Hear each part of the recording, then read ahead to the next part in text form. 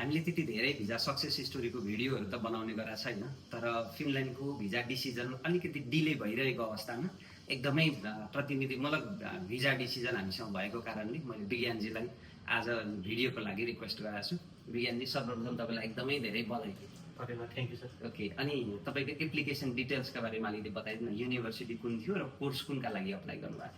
मैले चाहिँ फिनल्यान्डमा भाषा युनिभर्सिटीको लागि अप्लाई गरेको थिएँ र मेरो कोर्स चाहिँ मास्टर इन इन्टरनेसनल बिजनेस थियो, मेजर इन्टरनेसनल बिजनेसले। VFS डेट कहिले थियो? VFS डेट चाहिँ मेरो भनेको 23 सेप्टेम्बरमा थियो। ओके, अनि भिजा डिसिजन भनेको 6 अक्टोबरमा आयो। लगभग विदिन अ 2 विक्समा चाहिँ त्यो ओके भयो भनौँ। ओके, फेरि पनि बधाई त्यसका लागि। Thank you sir. अनि अब अहिले फिनल्यान्डमा धेरै एप्लिकेन्टहरूले भन्नुहुन्छ नि त, अब जब क्राइसिस छ अथवा अरू प्रब्लमहरू छन् होइन, त्यो हुँदै गर्दाखेरि फिनल्यान्ड नै गर्नुपर्छ भन्ने चाहिँ तपाईँलाई केले ड्राइभ गर्यो? यस्तो हुन्छ अब हामी जाने भनेको चाहिँ अब पढ्नको लागि जानु नि त, एउटा फ्युचर करियरको लागि गएको। अब त्यहाँ गएर के हुन्छ भनेको सुरुमा करियर फोकस हुन्छ। गर्दै जाँदाखेरि बिस्तारै त्यहाँनिर अब बुझ्दै जाने, त्यहाँको रहनसहन बुझ्दै गइन्छ।